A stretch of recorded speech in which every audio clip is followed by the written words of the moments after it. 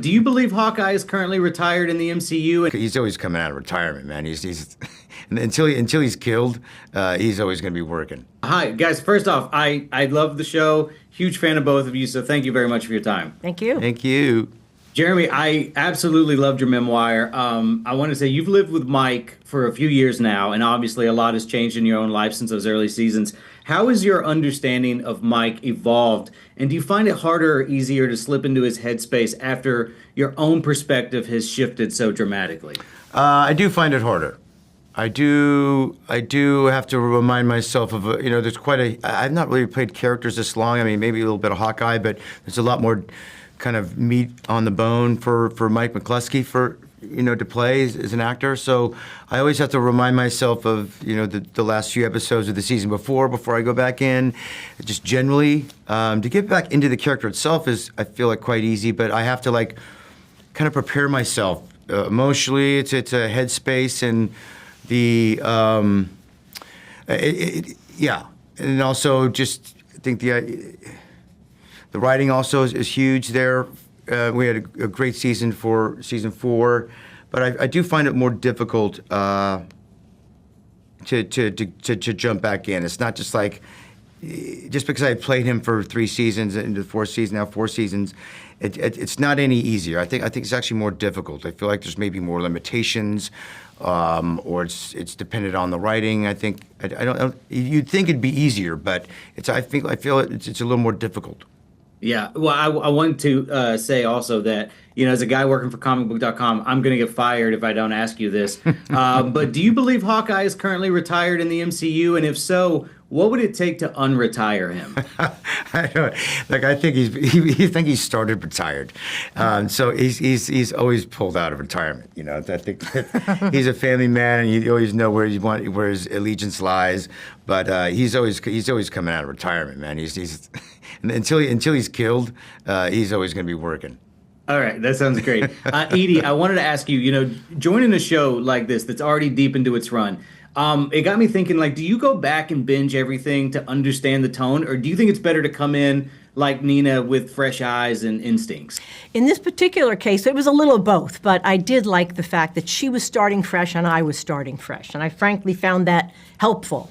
That she knows the names of this guy is this thing and this guy plays this thing, and so as far as who the actual people were, and that was kind of it, to figure out what the power players are and who to get to know and who you don't have to pay attention to. That came after time, as it did in my work experience, so it was awesome. helpful.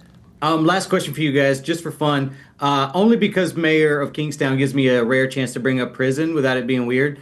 If you ever found yourself locked up with a lot of free time on your hands, what's the first book you think you'd read? Oh, God. Ay. That's a good one. Yeah.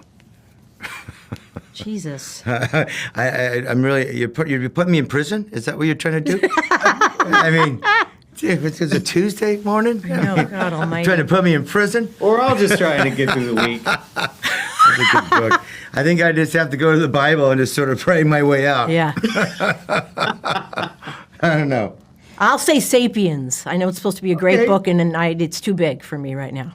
Yeah, but in prison, got all the time. That's what I'm saying. Bring it on. So much. I really appreciate it. Like I said, big fan of both of you, so thank you very much. Thank you. Appreciate it. So just for fun, and only because Mayor of Kingstown gives me the rare chance to bring up prison without it being weird, I want to know, if you guys ever found yourself locked up with a lot of time on your hands, what's the first book you think you'd read? The Bible.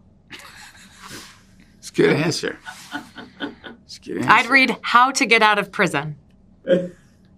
It's a good answer. What would you read? One Flew Over the Cuckoo's Nest. Ooh. That's a good answer too. For the Bible, I would probably use it the way Andy Dufresne did, which is I would just have it that's where I would keep my rock hammer so I could dig my way out. That's what I meant. Or Waiting for Godot. I'd probably read the play Waiting for Godot. Hugh, you're one of the few showrunners who you're also front and center in the story.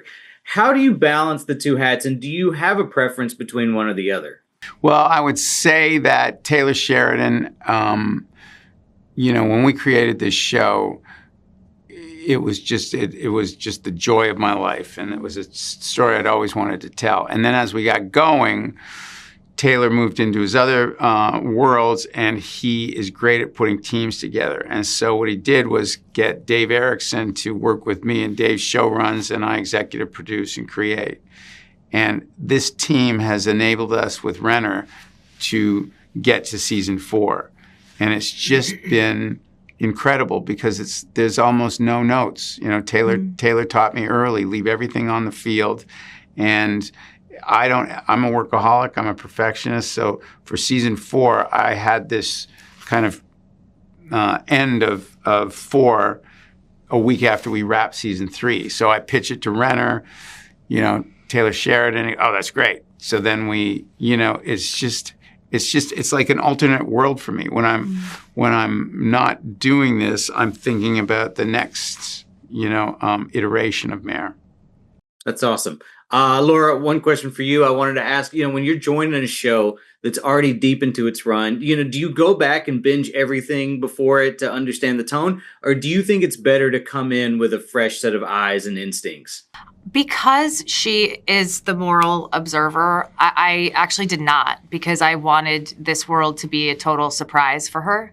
And I do think that was the right move, because then as I read episode after episode, I was just like, what? And that's how I like to act also. What? Right? Bigger and bigger, bigger on this show. So for me, I think it was helpful because it was a constant surprise. My first day on set was her first day at the corrections facility, which was fascinating. I don't know if you guys did that by design, but it was really, really helpful because she was really thrown into the fire, and so was I. Yeah, I was genuinely thinking about that when I was watching the first episode, and I didn't know if that was the case. Is that nerve-wracking at all to not go back and check that out? I would be tempted. I wouldn't be able to help it. No, it felt exciting for me. You know, I'm going to go back now and watch it, which I think it will be really fun. But no, I was excited by that.